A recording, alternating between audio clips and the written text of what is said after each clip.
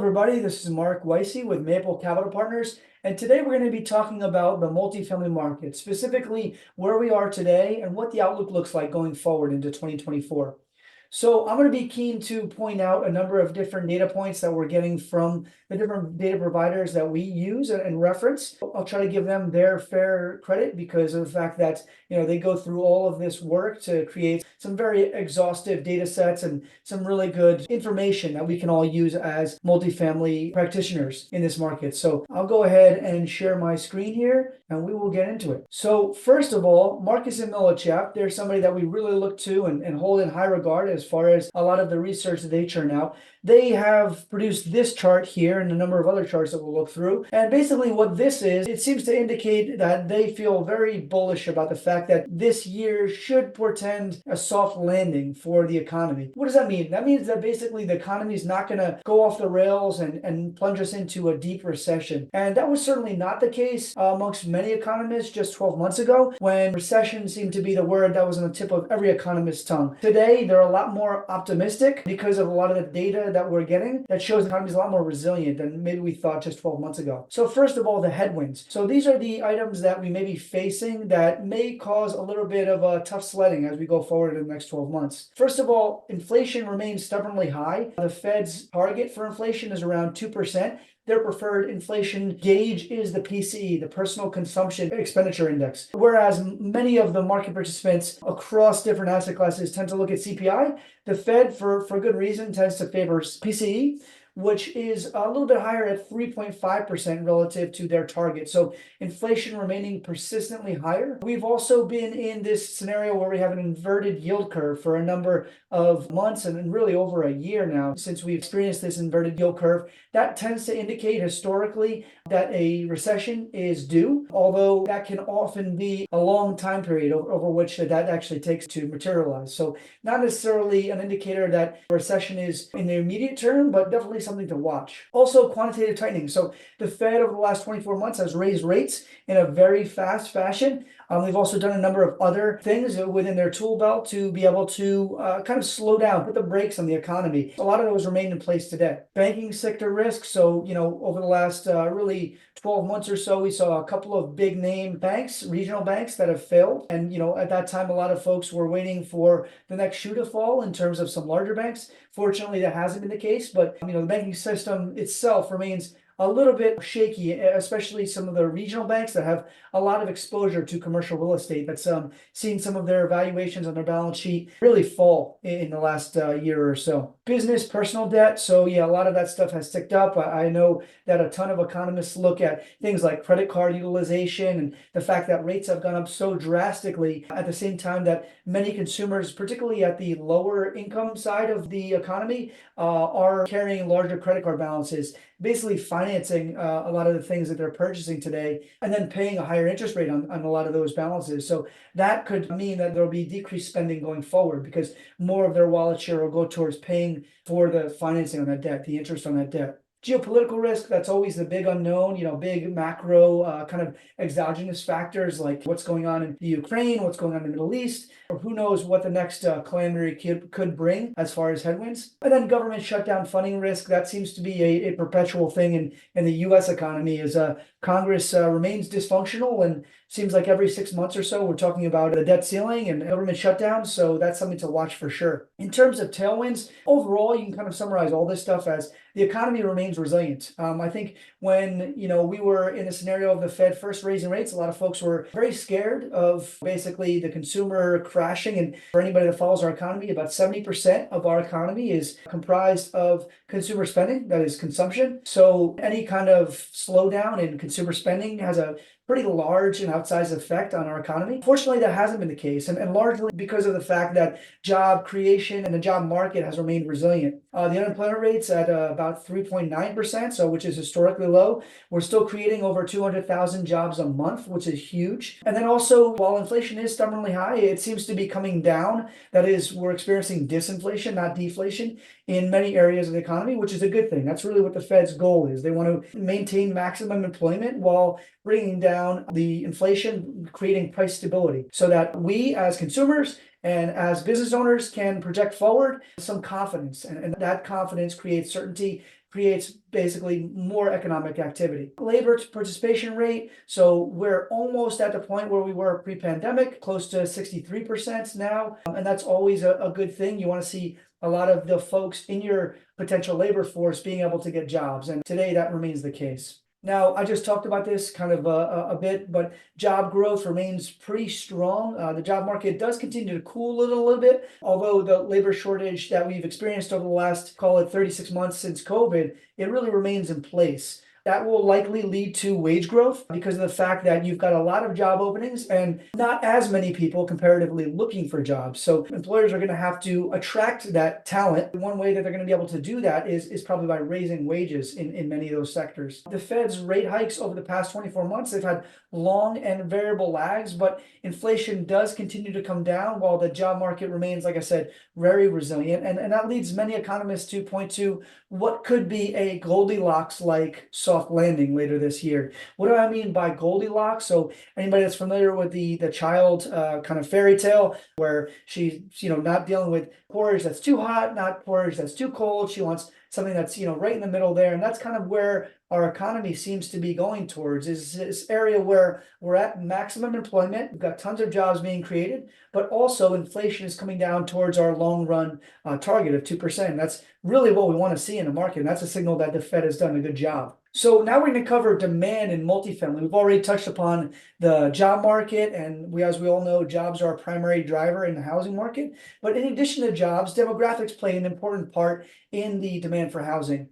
And in that regard, aging millennials and Gen Zers means that there are over 72 million Americans now between the ages of 27 and 42. And that's really the prime home buying age, the prime home buying years. This is also the peak household formation years, as a lot of those folks form families and want to eventually move out of, if they're living with their parents or living with somebody else, or maybe even they're renting an apartment, they want to own their own home, as that becomes more attractive to have more bedrooms. Maybe they're planning for children, that kind of thing for these young families. This is illustrated also on this graph on this page, on the upper right hand corner there, where you can see that basically that in those circular charts, the ratio of renters to home buyers almost flips 1-for-1 between the age groups of 20 to 34-year-olds, where nearly 2/3 of those folks are renters, to the 35 to 44-year-olds, where nearly 2/3 of those folks are actually homeowners. So you could see that age of around 35 to 40 years old is really when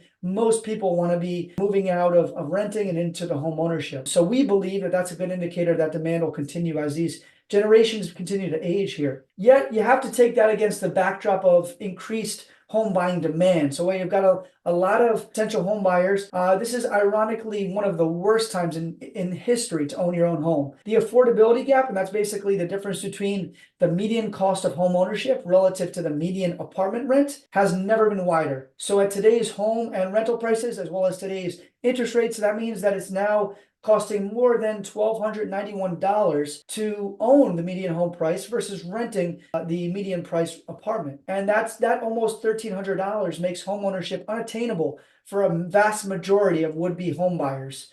In fact, only 25% of households today can afford to own a median-priced home. That's down from nearly 55% coming out of the great financial crisis. So at the exact time that many millennials and Gen Zers want to be buying their first homes, it's never been more expensive to do so versus renting. How this is playing out, or how this will play out, is anybody's guess, but one thing's for sure, that rentership today looks more and more like a necessity for many young people, and all that spells more demand for us as apartment owners and for apartment units. Now we're going to talk a little bit about apartment supply. So we talked a lot about apartment demand, but in the supply side, in 2023, really supply surged to the highest level since the late 80s, with more than 400,000 in units completing. Basically, even more will be completed in 2024. That means that renters will suddenly have a lot more options than they've had in previous years, and in turn, rent growth will probably slow down in many markets where this supply is coming online. The upside in apartment demand rebounded strongly in 2023,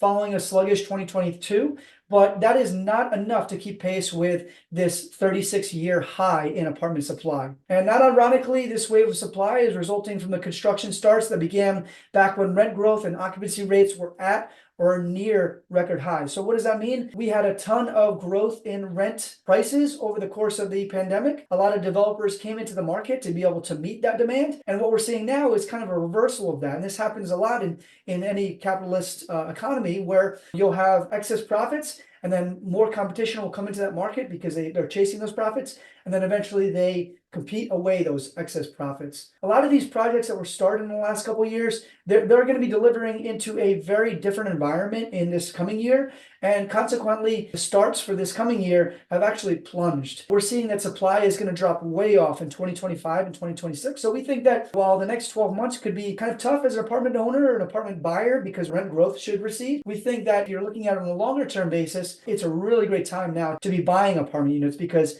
again, supply should fall off a cliff in 2025, 2026. I want to come back and really zoom out and talk a little bit about what influences the overall multifamily market. And realistically, demand is a big driver, but realistically, it's all about supply. Rents fell in 2023 across 40% of US metros.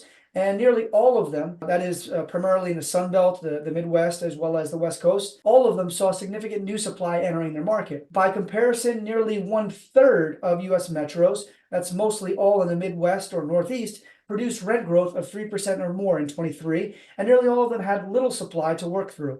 What does that mean? It's basically illustrating everything I just talked about. It's everywhere where we saw these really high rent growths in the last few years. A lot of supply came online, and now that supply is meeting that demand, and they're moderating in those markets. Whereas a lot of the markets that were lagging in 2021, 2022, 2023, much of the Northeast and Midwest, those are a lot of the markets where supply hasn't come in the amount of steam that it has in many other markets. And as a result, a lot of that rent growth actually continues. So in all likelihood, 2024 will be another year of more supply than demand. It'll add another challenge for apartment investors who are also confronting higher expenses and elevated debt costs.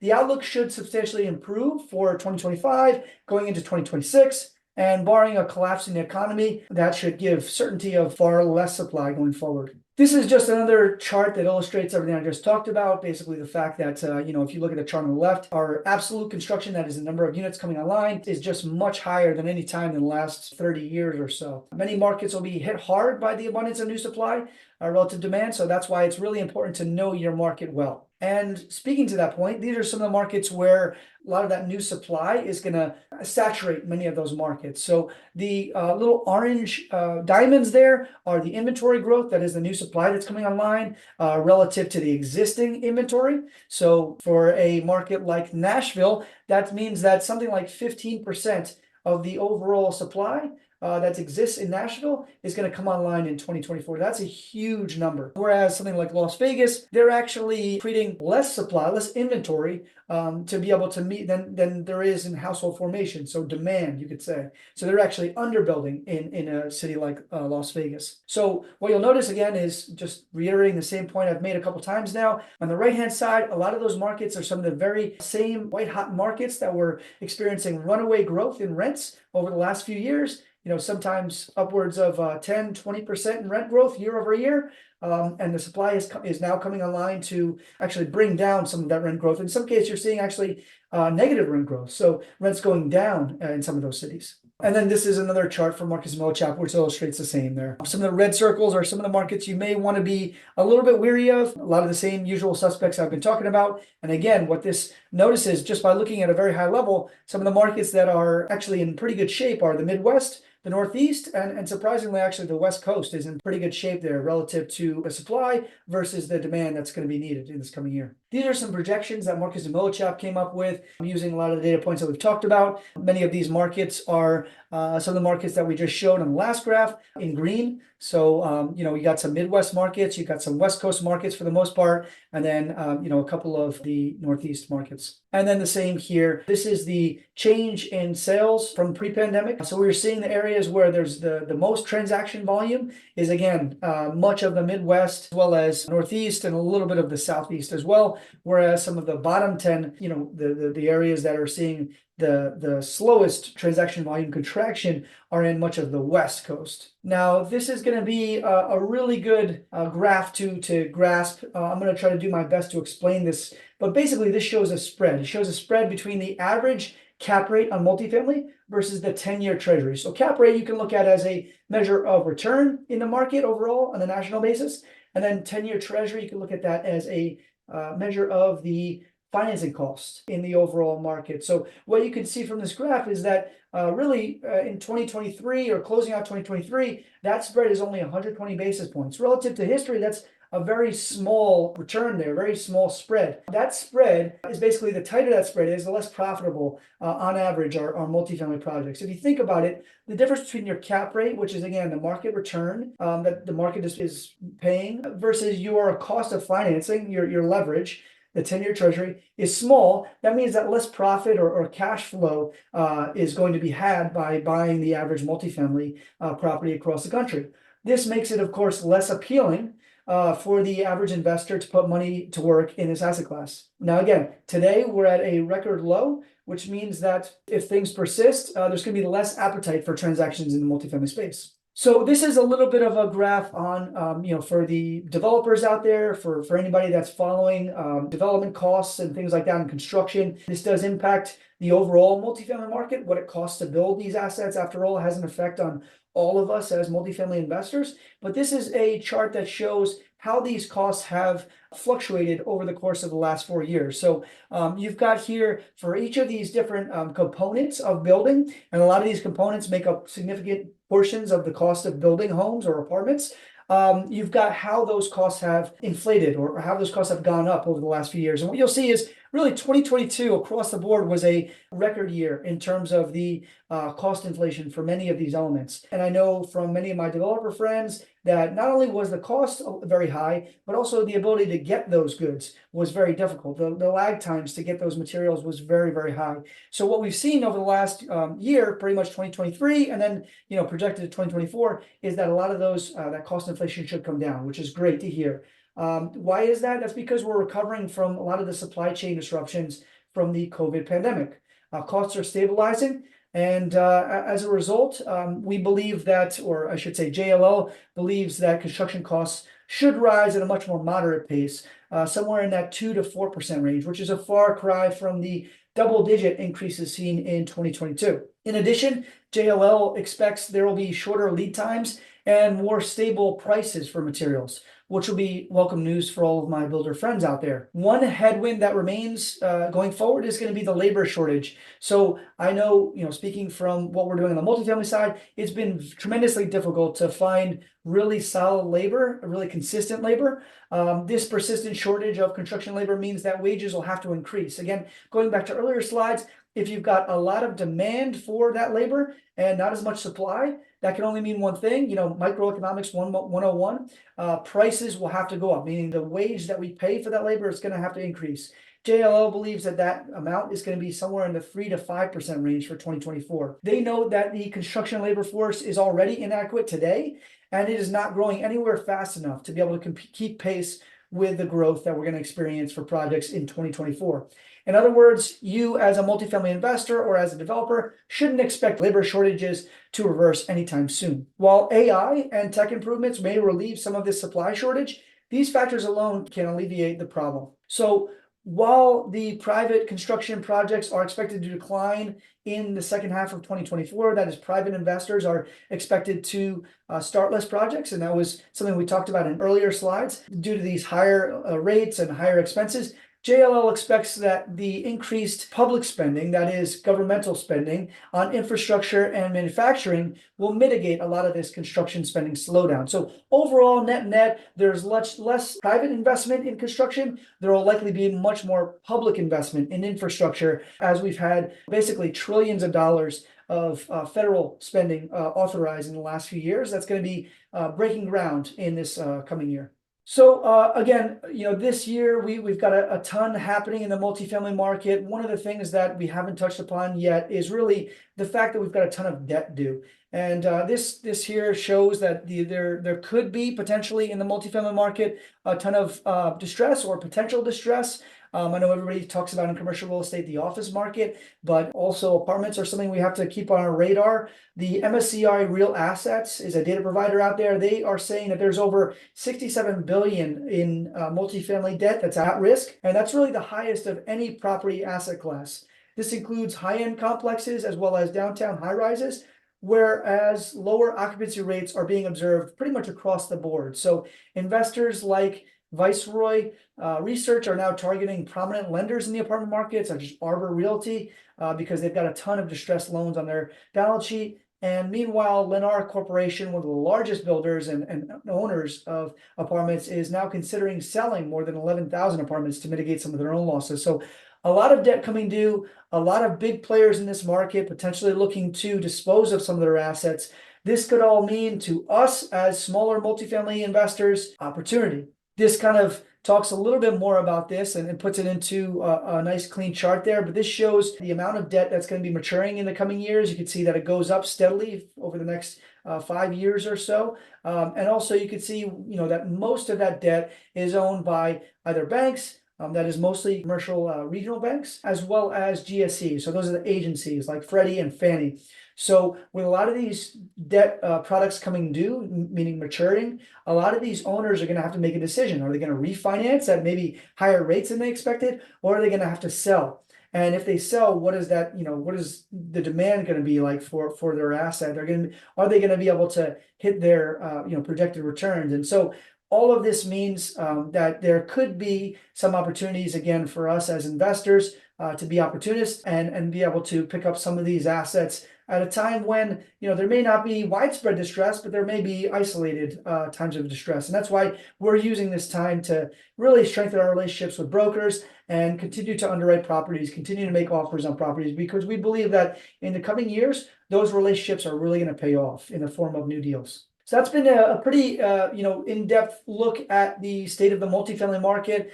We've gone through a lot of different research from a number of different data providers. I've done my best to point out the different sources of those data points. If you have any questions about the data that we covered, or to talk a little bit more, maybe have a different opinion on some of these data points that I've discussed, I'd love to hear from you. You can go ahead and scan this QR code, or feel free to reach out to me at any of these ways here that are listed. Go ahead and check out our YouTube page for more videos like this. I really would be remiss to not to put it out there. I would really enjoy more subscribers. We'd love to be able to have more people looking at our in-depth analysis of the markets, as well as a lot of the education that we're putting out on a monthly basis. But feel free to reach out for any reason. We love to talk about this real estate stuff, and always love to hear from other market players. So with that, I'll sign off as we always do at Maple Capital Partners. Be kind, be charitable, and invest wisely. Thanks, folks.